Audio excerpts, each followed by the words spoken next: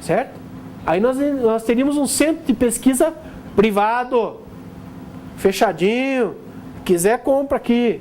Não, nós podemos vender, claro que podemos vender. Podemos fazer interação? Claro que podemos fazer. Devemos, gente. Então, ambientes especializados. Mecanismos autorizativos que estimulem a participação das ICTs no processo de inovação. Olha, se eu ficar na informalidade, se eu ficar na irregular, de maneira irregular, como é que eu vou fazer interação com o setor produtivo? E aí está a grande insegurança jurídica que ainda não foi sanada. A lei já é de 2004, nós estamos em 2010, metade de 2010, e isso ainda gera... 2011, é verdade? Olha, passou mais um ano e eu nem percebi. Na metade de 2011, e absolutamente ainda a gente tem insegurança jurídica. As fundações, ainda a gente não tem a clareza se o governo quer acabar com as fundações, não quer acabar com as fundações. Há um acordo mais ou menos dizendo, delineando que vão acabar. Mas qual é o outro mecanismo? Se numa lei diz, olha, gente, nós queremos e nós precisamos que vocês façam interação. O restante das leis e dos setores controladores, Controladoria Geral da União, Tribunal de Contas da União, vou falar bem baixinho aqui para não vazar, querem, né? Apertam cada vez mais o cerco para a gente fazer essas interações, ou eles entram num acordo, ou fica realmente complicado.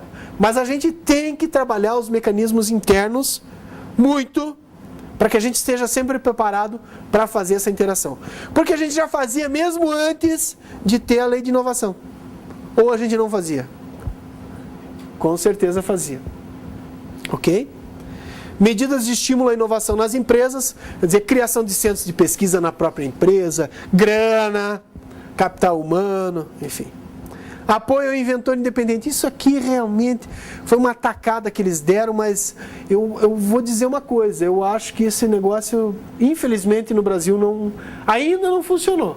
Porque o inventor independente no Brasil ainda não tem todo esse apoio para tirar da sua ideia, que muitas vezes é muito maluca. Eu fui um consultor do Sebrae aqui.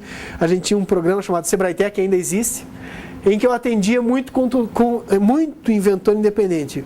A base científica deles era muito pequena, muito pequena. E aí a consequência disso era quase inviável produção daquele produto, daquela invenção. Então, o que seria importante nisso? É realmente a gente saber ter um estudo de viabilidade técnica e econômica para esses produtos dos inventores independentes, as nossas agências e núcleos de inovação tecnológica estimularem ou auxiliarem o patenteamento desses produtos. Isso talvez fosse extremamente importante. Ainda a gente não está preparado para isso, o Brasil inteiro não está preparado. Houveram algumas ações aqui no Paraná, especificamente a Associação de Inventores Independentes fez alguma coisa logo no início da lei, mas absolutamente não caminhou. Bom, Lei do Bem. A Lei do Bem, como o próprio nome diz, ela é do bem. Introduz um automatismo nos incentivos fiscais. Gente, é fantástico. Infelizmente, ainda se usa muito pouco a Lei do Bem. Ela se confunde hoje com a Lei de Inovação, mas ainda se usa muito pouco a Lei do Bem. Depois eu posso fazer uma enquete com todos os campi para a gente identificar quem usa ou quem tem projeto através da Lei do Bem aí em cada um dos campi. Amplia o incentivo relativo ao imposto de renda de pessoas jurídicas. Isso é fantástico. Nesse automatismo, ele garante ao empresário que no final do ano, em vez de ele pagar imposto de renda, ele possa deduzir o imposto de renda que ele aplicou ao processo de inovação. Desde que isto seja feito em cooperação com quem? Com uma ICT. ICT. E aí nós temos uma vantagem competitiva grande, porque a lei da inovação, ela fixou o que era ICT. E ICT são instituições públicas. Há uma briga nacional aí para que o termo ICT seja ampliado para que as universidades privadas também possam contemplar ou contemplar-se os recursos advindos da lei do bem. Mas, a princípio, até hoje, ainda isso caminhou muito pouco. Estimula a contratação de pesquisadores pelas empresas. Então, eu posso contratar e deduzir isso do imposto de renda lá na frente, o que é fantástico, né? Imagina, em vez de eu pagar imposto de renda, eu vou colocando gente para trabalhar e melhorar o capital intelectual da minha empresa. Estimula a cooperação entre universidade e empresa, no caso. Gente, da onde vem esse recurso? O que vocês acham? Lá em 1969, ou seja, no século passado, foi criado o Fundo Nacional de Desenvolvimento Científico e Tecnológico, FNDCT. Esse fundo, ele andou sem fundos durante muitos e muitos anos. No final do século passado, lá por 1999, né, professor Isaura? 99, a gente teve a criação dos fundos setoriais no Brasil. Uma forma de colocar recurso financeiro dentro desse Fundo Nacional de Desenvolvimento Científico e Tecnológico. No começo a gente não teve grana. O Brasil vivia uma crise, se vocês lembrarem, no começo do ano 2000 e tal, a gente vivia uma crise bastante grande, uma crise cambial, que levou quase todas as nossas reservas, nós fomos parar no buraco, e aí, entre prioridade, manter a máquina funcionando e colocar recurso para um fundo setorial, de um fundo setorial para um Fundo Nacional de Desenvolvimento Científico e Tecnológico, obviamente que eu vou trabalhar o quê? O essencial, para manter as coisas funcionando. Então esses fundos, eles passaram muitos anos praticamente contingenciados, embora a Constituição falasse que não podia se ter 100% de contingenciamento, houve contingenciamento. As universidades públicas recebem muitos recursos do FNDCT, ok? A gente inclusive. E aí, dentro desse estabelecimento, dessas regras, o que veio? Bom, criei os fundos setoriais, tenho a lei do bem, venho a FNDCT, e diz o seguinte, olha, eu posso ainda gerar incentivos fiscais para que esses caras trabalhem mais pesquisa e desenvolvimento econômico. Eu posso cada vez mais incentivar através da subvenção econômica, que foi o que a gente já falou. E aí eu tenho, acho que ficou um slide um pouquinho deslocado ali, mas dentro da lei do bem, ainda voltando, a gente tem, só para fechar essa questão do imposto de renda de pessoa jurídica, a gente pode deduzir 100% do que a gente tiver em dispêndios com ciência ou pesquisa, desenvolvimento e inovação através do imposto de renda de pessoa jurídica. Ou seja, eu posso colocar tudo que eu estiver desenvolvendo no meu centro de pesquisa e desenvolvimento. Fiz um projeto de pesquisa ou de parceria com a Universidade Tecnológica Federal do Paraná, campus Apucarana. Vamos lá para Apucarana. Um pesquisador ou um grupo de pesquisas conseguiu atrair uma indústria para que fosse feito esse projeto em conjunto. O recurso não vai para a empresa nesse caso, vai para estruturar esse centro de pesquisa. Aí está a grande vantagem para a universidade. Por quê? Diferentemente da subvenção econômica, que a grana vai para a empresa, nesse caso a grana vai para a universidade e para o laboratório, para o centro de pesquisa, para a contratação de novos pesquisadores, para a estruturação desse grupo. Para quê?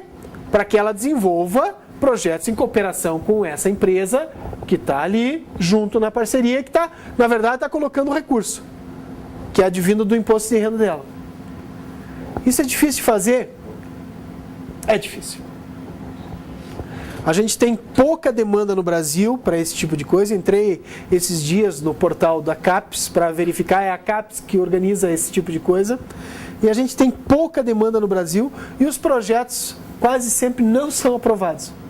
É impressionante, porque eles têm erros estruturantes. Então, a gente tem que crescer bastante. Eu acho que esse é um bom fórum a gente poderia trabalhar mais dentro da nossa universidade a lei do bem, para que os núcleos de competência existentes pudessem atrair empresas através da lei do bem e a gente estruturar cada vez mais os nossos laboratórios, os nossos centros de pesquisa, não só para fazer as nossas pesquisas científicas de base, mas também para fazer pesquisas de desenvolvimento tecnológico. Então ali a gente tem 60% de dispêndios em PDI, 20% em função do acréscimo de pesquisadores, 20% caso resultaram em patentes ou cultivar, chegando a 100%. A gente pode chegar a 100% da dedução. O problema disso, e que está ali o negativo, isso atende apenas empresas lucrativas e as que utilizam o regime de lucro real, não aquele regime de lucro presumido. O que significa isso?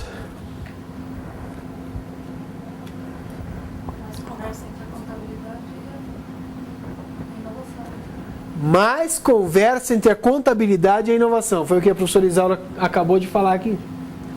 É isso mesmo. Quer dizer, olha gente, hoje, dentro de uma empresa não pode-se mais trabalhar um setor isolado do outro. E dentro da universidade da mesma forma. Então, a consequência é, olha só, olha o desafio.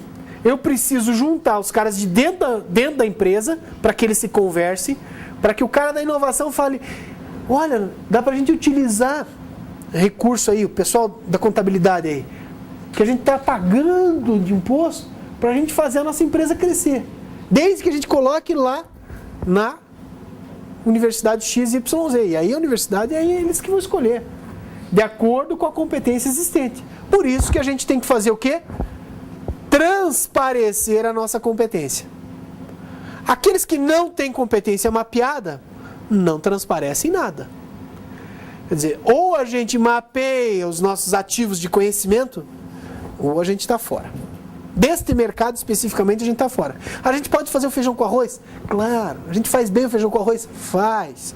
Mas a gente não podia fazer uma coisinha melhor? Claro que pode fazer. Pode fazer uma receitinha aí, né, Glorinha? Tô te vendo, você está no cantinho aí, lá em Cornélio.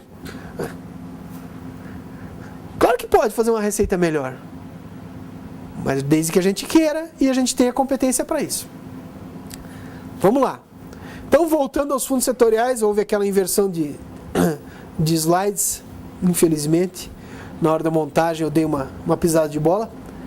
Então, esses fundos foram implementados em 99 e que garantem essa grana aí também.